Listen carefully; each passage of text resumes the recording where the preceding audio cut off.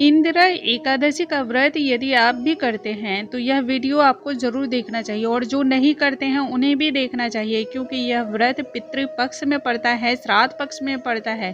तो यह व्रत करने के नियम और विधियां बहुत अलग होती हैं। क्यों अलग होती हैं और ऐसा इसमें क्या विशेष है, आज के इस वीडियो में हम जानेंगे। ओम नमो भगवती वासुदेवाय। नमस्कार। आज के इस वीडियो में हम जानेंगे अश्विन माह के कृष्ण पक्ष की एकादशी, जैसे कि इंदिरा एकादशी के नाम से हम सभी जानते हैं, यह किस तिथि को रखना है। 10 अक्टूबर या फिर 11 अक्टूबर को यह व्रत रखा जाएगा। उसके अलावा कौन से मुहूर्त पे पूजा अधिक फलदायी है और पारण का शुभ समय क्या होगा। देखिए, एकादशी के व्रत में पारण का जो महत्व होता है ना, वो सर्वाधिक होता है। और यदि पारण का सही समय आप नहीं निकाल पाते हैं, तब ऐसे में आपका व्रत किया हुआ जो है खंडित हो जाता है, व्रत पूर्ण फल प्रदान नहीं करता है।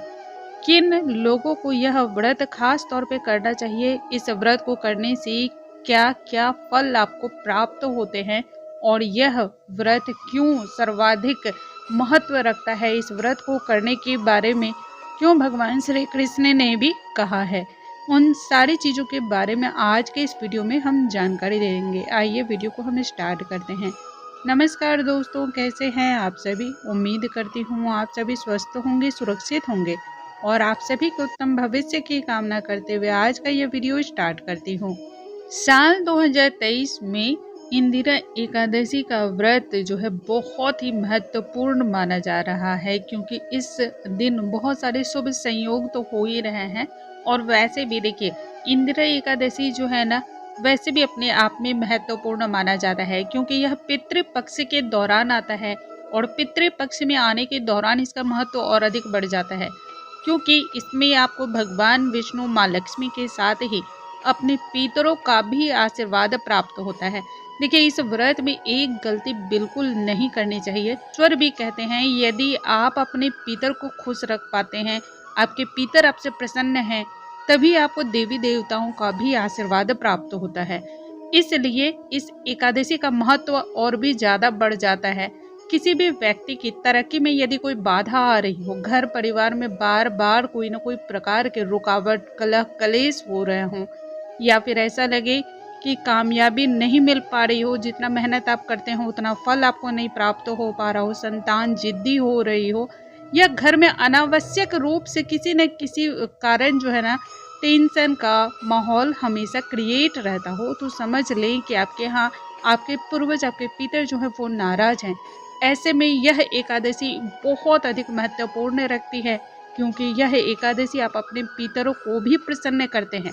इस एकादशी में आप अपने पितरों के निमित्त कई सारे कार्य करते हैं, इसलिए इस एकादशी का महत्व कई गुना ज्यादा बढ़ जाता है। इंदिरा एकादशी का व्रत रखने से, इस दिन भगवान श्री हरि, माँ लक्ष्मी की एक साथ पूजा अर्चना करने से पितरों की आत्मा को भी शांति प्रदान होती है, मोक्ष की प्राप्ति होती है। इस एकादशी पर भगवान विष्णु के शालिग्राम स्वरूप की पूजा की जाती है। शालिग्राम स्वरूप की पूजा आप जानते हैं अपने आप में ही कई फलों को प्रदान करती है, बहुत ही ज़्यादा जो है ना शुभ होती है। साल 2023 में इंदिरा एकादशी जो है वह 10 अक्टूबर को है और दिन मंगलवार है। बहुत ही ज़्यादा अच्छा है यह। और दोस्तों, इस दिन यदि आप व्रत रखते हैं तो माना जाता है आपके पितरों के लिए मोक्ष की प्राप्ति होती है, स्वर्ग के द्वार उनके लिए खुल जाते हैं। इसके साथ ही व्रत करने वाले व्यक्तियों को भी जन्म मरण के बंधन से मुक्ति मिल जाती है, उन्हें भी मोक्ष की प्राप्ति होती है।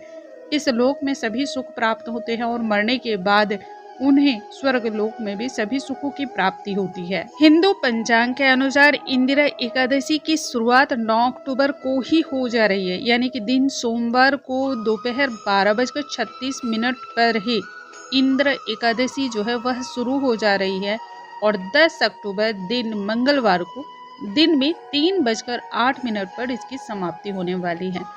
हम सभी जानते हैं कि उदया तिथि का हम सभी के धर्मों में अत्यधिक मान दिया गया है और जो व्रत, जो पूजन उदया तिथि के अनुसार शुरू होता है, उसी व्रत को रखना चाहिए। इस तरीके को भी यदि ध्यान में रखते हैं तो हम देखते हैं कि व्रत 10 अक्टूबर को रखेंगे, क्योंकि उदय के अनुसार ही इस व्रत की शुरुआत हो जा रही है ना। अब जान लेते हैं इंद्र एकादशी के व्रत का पारण का समय क्या है। तो देखिए 10 अक्टूबर को जो है व्रत रखा जाएगा, तो व्रत का पारण अगले दिन किया जाएगा यानी कि 11 अक्टूबर को। और समय जो होगा वह सुबह 6:19 से लेकर के सुबह 8:29 पर होने वाला है। तो ये समय की अवधि जो है अच्छी खासी है, 6:19 से लेकर के 8:29, लगभग 2 घंटे का समय है। तो काफ़ी ज़्यादा समय है, आप बहुत ही अच्छे तरीके से पारण कर सकते हैं। अब जान लेते हैं कि इस दिन की पूजा विधि क्या होगी, क्योंकि श्राद्ध पक्ष के दौरान ये एकादशी आती है, तो इसमें जो है पूजा की विधियां थोड़ी सी ध्यान देने लायक होती है। प्रातःकाल उठकर स्नान आदि करके स्वच्छ वस्त्र धारण कर लें। पीले रंग के वस्त्र अत्यधिक लाभ प्रिय होते हैं इस दिन, क्योंकि भगवान श्री हरि को पीत रंग के वस्त्र प्रिय माने जाते हैं।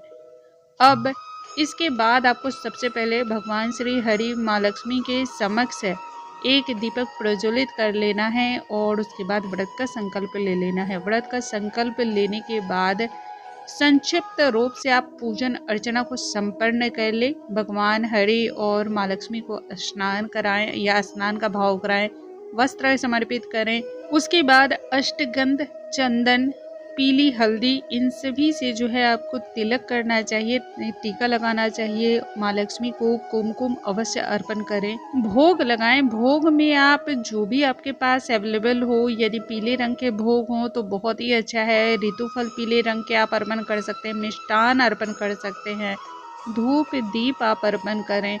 और उसके बाद व्रत की कथा अवश्य सुनें। व्रत की कथा को सुनने से जो है आपकी व्रत पूर्णता को प्राप्त होती है, पूर्ण फल आपको प्राप्त होता है। इस प्रकार से आप बिल्कुल अच्छी तरह से पूजन अर्चना कर लें। उसके बाद आप आरती उतारें। सबसे अंत में आपको क्षमा याचना अवश्य करनी है। देखिए वैसे तो आरती करने मात्र से ही आपकी पूजा में यदि कोई भी त्रुटि रह जाती है तो वह संपूर्ण हो जाती है, लेकिन फिर भी उसके बाद भी क्षमा याचना जरूर मांगनी चाहिए, क्योंकि हम सभी मनुष्य हैं और किसी न किसी प्रकार की गलती हो सकती है, इसलिए क्षमा याचना जरूर मांगनी चाहिए। एक बात का जरूर ध्यान रखेंगे, जो भोग हम लगाएंगे उसमें तुलसी का दल अवश्य रखेंगे, क्योंकि एकादशी की पूजा में तुलसी जी का महत्व अत्यधिक होता है, इसलिए भोग में तुलसी जरूर रखना चाहिए।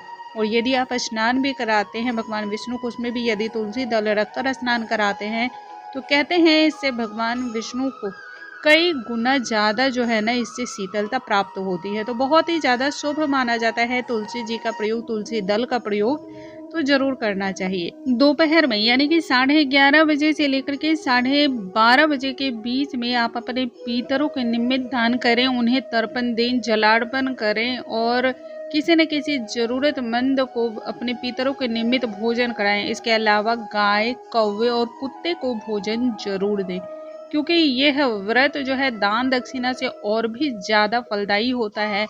और यदि आप अपने पितरों के निमित्त दान करते हैं या फिर किसी को भोजन कराते हैं तो इससे आपके पितर भी प्रसन्न होते हैं, उन्हें भी मोक्ष की प्राप्ति होती है ना। तो यह व्रत बहुत ही ज़्यादा विशेष होता है। इस प्रकार से यदि आप करते हैं तो आपके पितर प्रसन्न होते हैं, उन्हें वैकुंठ धाम में स्थान मिलता है, वह प्रसन्न होकर आपको आशीर्वाद देते हैं। व्रत के दूसरे दिन यानी कि 11 अक्टूबर को सबसे पहले आपको ब्राह्मणों को भोजन कराना चाहिए। यदि आप किसी भी कारणवश ब्राह्मण को भोजन नहीं करा पाते हैं तो इस दिन दान देना चाहिए। अन्न का दान देखिए वैसे भी बहुत बड़ा दान माना जाता है, तो ब्राह्मण को आप भोजन कराएं या फिर अन्न का दान दें। और जो भी ज़रूरतमंद है उन्हें भी इस दिन अन्न का दान देना चाहिए। अब इसके बाद ही आप व्रत का पालन करें। तो इस प्रकार से यदि आप करते हैं तो आपकी एकादशी शुभ फल को देने वाली होती है, शुभ फल आपको प्रदान होता है।